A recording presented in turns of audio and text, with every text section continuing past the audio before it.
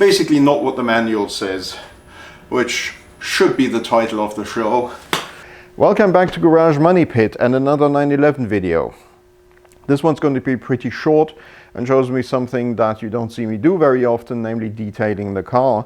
Now, I'm not going to detail the whole thing. I am going to try and address some of those mildew issues in the car, basically to make the interior safer for me to work. For right now, I'm going to get the mildew off the leather surfaces and hopefully prevent it from spreading any further. To do that, I've got various cleaners. I'll show them to you when we get there.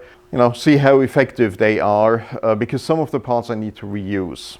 So anyway, come on over, I'll show you what I'll be using. Basically various leather treatments I happen to have in the garage. I'll show you how well they work or don't work. We'll see, I don't know yet. Okay, but before we get into the cleaning part, one other thing, I actually need to move this striker plate a little bit out.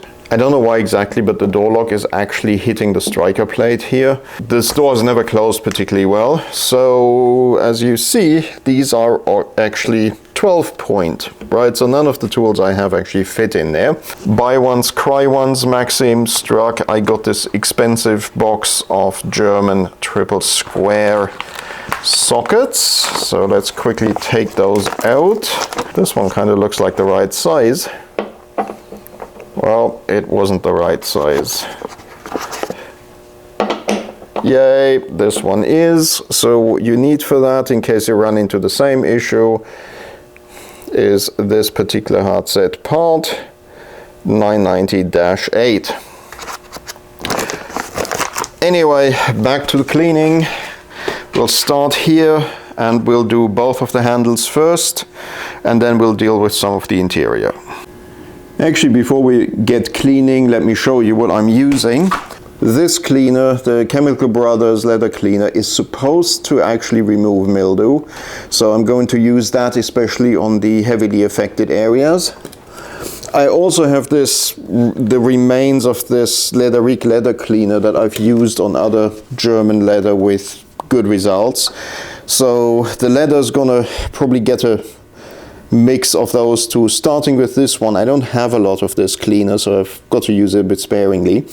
And also one other thing was pointed out, that soap is pretty good, undiluted soap is actually pretty good at cleaning up mildew. Now, I'm not using that on anything where it can soak in, right? So we're not going to use this on leather or anything like that, but that might work well to clean up some of the plastics. Anyway, let's get cracking. So I don't know about you, I'm not particularly keen on breathing in mildew spores. Fortunately, with the current pandemic, there's no shortage of N95 masks flying around the house. So what we're going to do first is just wipe everything down, get the loose spores off, and then we're going to try and use the Chemical Guys cleaner to clean up this part, which is basically the leather part, covered part. As mentioned, I'm not going to really spend a lot of time cleaning up the door card, because the door card itself is going to be replaced anyway, as I expect it to have similar problems to the other one I showed you. Also, I do need to rescue the handle on the driver's side door card, so that's going to get the similar treatment. Okay, it says on here shake well, and we'll put a bit of it on the microfiber cloth and see what happens.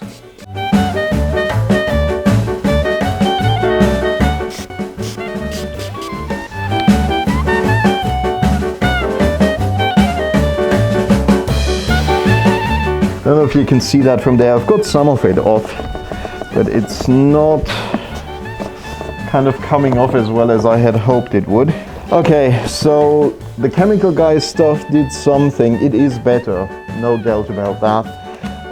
There's still residue, so we're now going to try the Leatheric cleaner and see if that improves matters.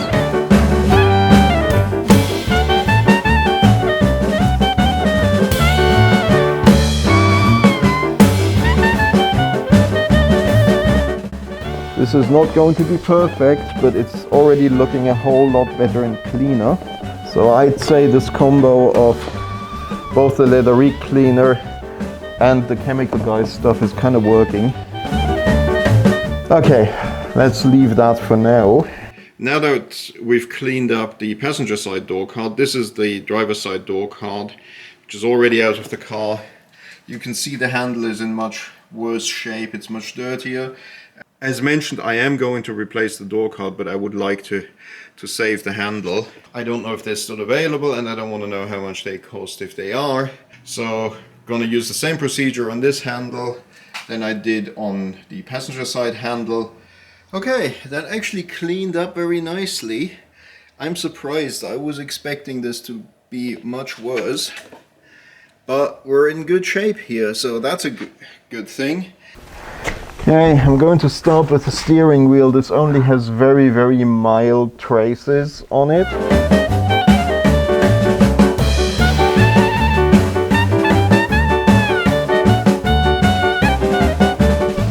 This also hasn't been in the car for very long. Well, actually it's been about 2 years. Oh well. Let's see if we can get this one cleaned. It actually cleans up quite nicely. I can feel the leather is really dry on this, but seems to be cleaning up okay, amazingly enough. So I was thinking center console is just plastic, right? So we'll just wipe it down, everything's good.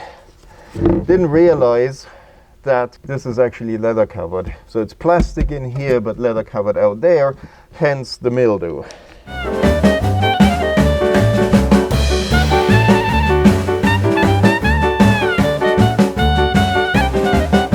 Anyway, this one came up pretty nicely on this side. So, same procedure as on the other side. Two different leather cleaners.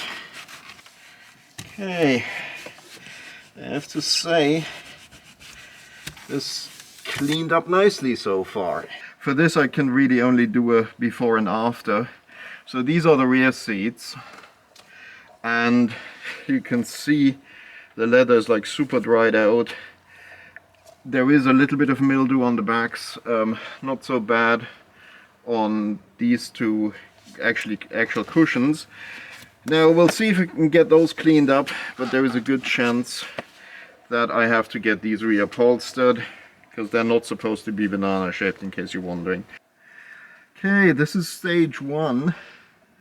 This is what the seats look like just after hitting them with the Chemical Brothers leather cleaner.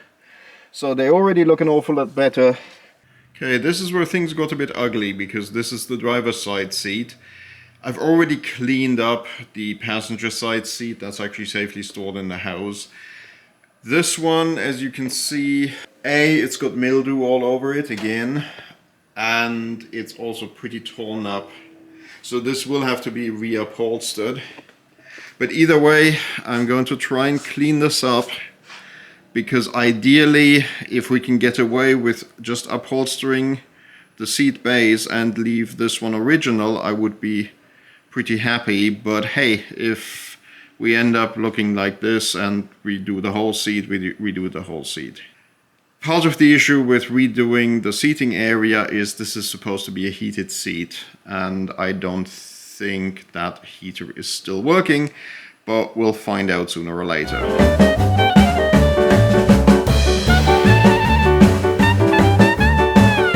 So you can see the back isn't that bad. The conditioner is still being absorbed, which is why it's so shiny, but the actual seat here is essentially dead.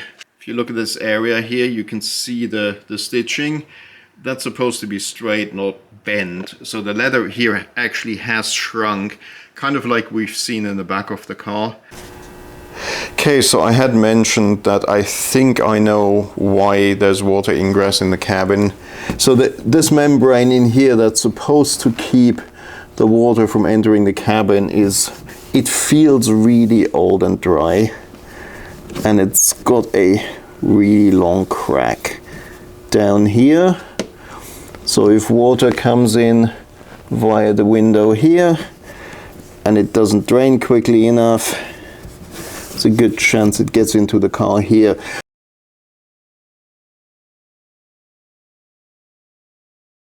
Okay, so it's been about a couple of weeks since I cleaned up the interior, and as you can see, the mold's pretty much gone, the door panel's clean and all that. But before I declare this thing done, I'm going to run my little ozone generator. So I needed one because I needed to get rid of some odors in the BRZ. So what I'm going to do is just run it in here for half an hour. Hopefully that should kill all the mold spores that are left, although it doesn't look like there is much of anything left. I've got the ozone generator set to 15-20 minutes. That should be enough. The cabin of this car is not very big.